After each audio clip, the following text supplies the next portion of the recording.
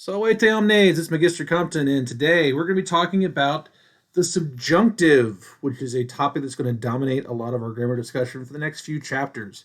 So let's dive into it. So we're going to break this up again into multiple videos. The first one is going to be what is the subjunctive. Then we're going to get into the four tenses: present subjunctive, imperfect subjunctive, perfect subjunctive, and the pluperfect subjunctive. And we'll break them down into active and passive. All right, so first topic, what is the subjunctive? It's a mood, which means that the subjunctive indicates the kind of information that a verb provides. And we've seen moods before, but we really haven't given them much focus. So the first mood we ever encountered was the indicative mood. And this provides a fact. So an example of that would be Sam closed the window. It's a verifiable fact. Sam walked over to the window, he closed it. We can see that. So that's an indicative verb. All the verbs that you've done at this point, with one exception, have all been indicative. All those, OST, MST, mustis, NT, bombas, bot, bo, bis, bit, all of that. They're all providing facts. So those are all indicative mood verbs. The one exception is the imperative mood, and that's when you provide an order. So we learned about imperatives back in Latin 1A for most of you all, Latin 1 for some of you. And that's the whole take off the RE and use the stem, add TE, now it's plural, or add noli and nolite. So an example of that in English would be close the window. It's a direct order. I am telling you, do this action. So that's an imperative mood verb. The subjunctive mood is the mood for providing possibilities or wishes. So an example of that would be someone should close the window. I'm not directly ordering anyone, and I'm not saying that someone actually is doing it. I'm saying someone should do it. So it's a wish. I'm asking someone to do it. So that's the normal way the subjunctive would work. Other examples of this would be someone may close the window or they may not. I don't know. That's a possibility. Okay, so that's the normal use of the subjunctive. Most languages are going to use the subjunctive for wishes and possibilities. English does it that way. The Romance languages do it that way. It's one of those topics that if you ask your Spanish or French friends or anybody else taking another language, the subjunctive is usually the topic that makes them run for the hills because they don't like it because it means having to do weird stuff or talking about things in a way that they're not used to. Latin sometimes is going to do the subjunctive this way too. So we have this thing we'll talk about in next chapter, the hortatory / jussive subjunctive, where we say things like let us, let them, let her. Sort of an invitational, gentle command. The optative subjunctive, would that somebody had closed the window? Use that as an example. Would that someone had closed the window? The idea behind that being something wouldn't have happened had someone closed the window. So would that someone had closed the window so that my books didn't get wet from the rain? Okay, that's an optative subjunctive. And then a potential, it may rain, it may not. So the possibility of the thing as opposed to the absolute fact of it. That's another way of using the subjunctive as a potential idea.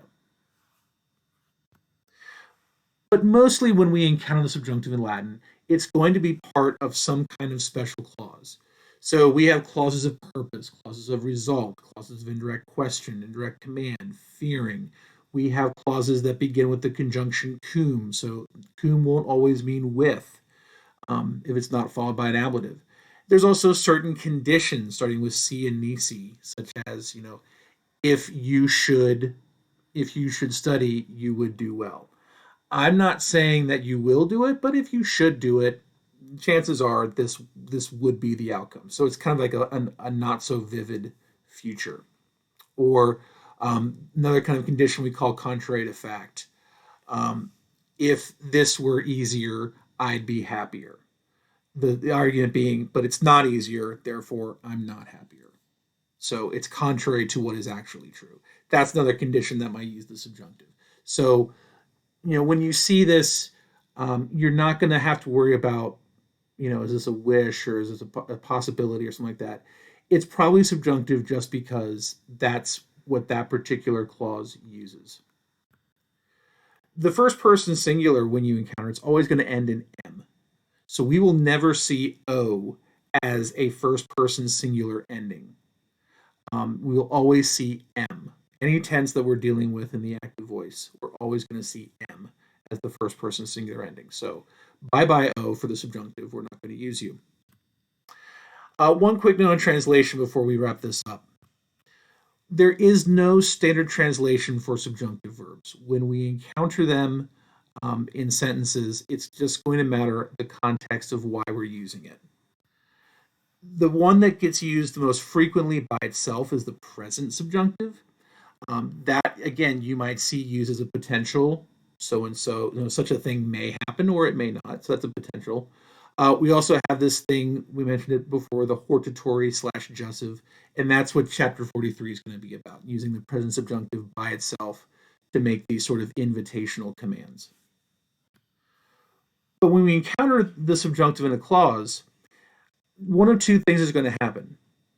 Either it's just going to translate the way the tense would always translate. So if it's imperfect, you're going to say was or were blanking.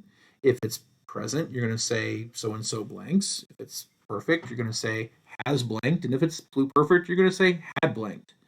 So the being subjunctive doesn't change that. The other possibility is we might translate it as an infinitive. Certain clauses like the purpose clause and the indirect command clause, we would express the ideas in those clauses in English just as infinitives. But with rare notable exception, the Aeneid is one notable one that I can think of right off the top of my head. Latin doesn't use the infinitive to show purpose. Why did you do something? It will use all kinds of things. The first one we're going to run into is the subjunctive. Other forms of the verb will be used to show purpose. We'll use relative clauses, a special kind of purpose clause called an ut clause. We'll do all kinds of things to show purpose, but we'll never use the infinitive. We'll never just say, Sue went to the store to buy bread. We'll always say to buy either as some kind of clause or some kind of longer idea. Why? I don't know. I guess they figured the infinitive was too easy.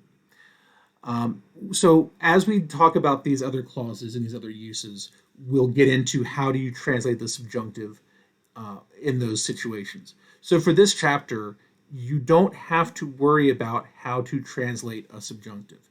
All you have to worry about is what does it look like? Would you be able to spot it if you saw one? If you do practice on Magistrula, it won't ask you in a chart practice to translate the subjunctive. It will just ask you to give the forms. So don't worry about having to give a translation or meaning. It's not the goal right now. All right, so when we come back, we're going to dive into the first of the tenses, the present tense. I apologize in advance. It is the longest of the four tenses because, as always, present has more things to say. But fortunately, the other three tenses are pretty darn easy. So, until then, valete omnes.